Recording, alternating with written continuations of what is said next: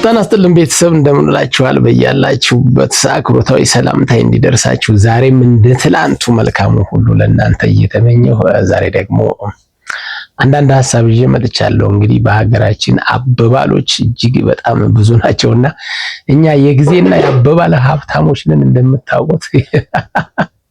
የሥራ ነው ችግር ያለብን።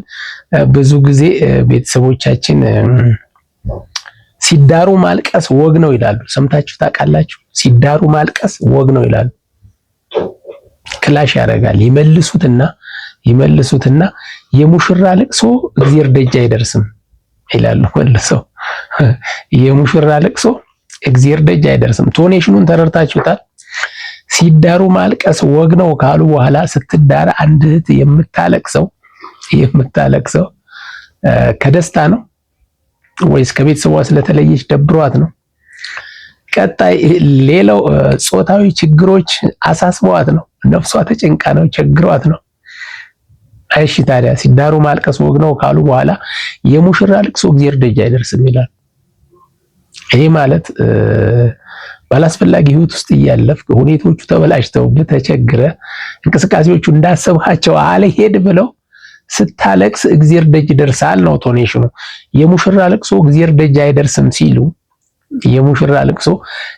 ደጅ አይደርስም ሲሉ ተዳረች እንጂ ነው፣ ወደ ተሻለ ህይወት አቀናች እንጂ ትላንት ከነበረችበት ህይወት አገገመች፣ ሌላ ዓለም እያየች ነው እንጂ እየጎደለባት ነገር የለም፣ ወደ ከፋ የህይወት መስመር እየሄደች አይደለም ለማለት ነው ቶኔሽኑ። እኛ እንደዚህ ነን። ቤተሰቦቻችን አባቶቻችን ያንተን ጭንቀት ይጨነቁታል። እኒህን አባት እያያችኋቸው ነው። ያንተን ጭንቀት ይጨነቁታል። ያንተን ደስታም እያነቡ ይደሰቱታል። እንግዲህ ዛሬ ዘመኑ የሶሻል ሚዲያ ዘመን ነውና በአንድም በሌላም እናንተ ሐሳቦች ላይ ሐሳብ የመስጠት ፍላጎቱ ካላችሁ ነው። ኢንተረስትድ ከሆን ካንተ ወይም አንቺ ፍላጎቱ ካለሽ የሐሳብ ችግር የሚገጥምበት ዘመን አይደለም። ግን የምታዩትን ነገር ቶኔሽኑን በምን ሁኔታ መግለጽ እንደፈለጉ ምን አይነት ሳቤ እንዳላቸው እንዴት ነው ማስኬድ የፈለጉት የሚለው መረዳት መተንተን ምናልባት ግንዛቤ ሊጠይቅ ይችል ይሆናል።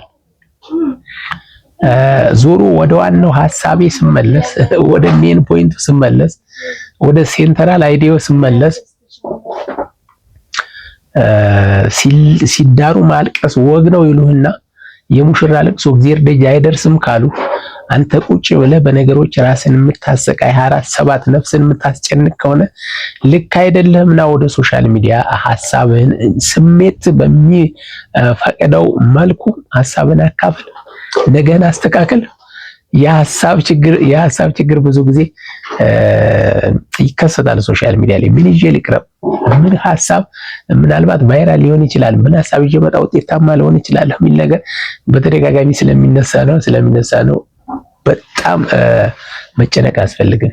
ብዙ ወንድም እህቶች አላችሁ፣ ብዙ የተሻለ ግንዛቤ የተሻለ የህይወት መስመር ውስጥ እያለፋችሁ ያላችሁ በላይፍ ኤክስፒሪየንስ ደረጃ።